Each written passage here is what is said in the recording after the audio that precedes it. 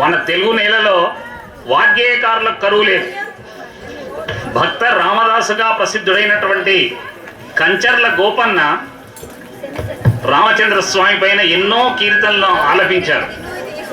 తనను గోలుకొండ కోటలో తానీషా బంధించినప్పుడు ఎంత వేడినా రామయ్య కరుణించకపోతే రాముడిని నిలదీస్తూ పలుకే బంగారమాయన కోదండరామ అని అతన్ని నిలదీసి పాడతాడు. ఆ కీర్తన ఆనంద భైరవిలో ఆది తాళంలో ఈ పాట ఉంటుంది. శ్రేయ భవిత సరయు శ్రీనందన సుచిత్ వేద సిద్ధార్థ అనన్య మౌక్తిక ఈ కీర్తన ఆలపిస్తారు.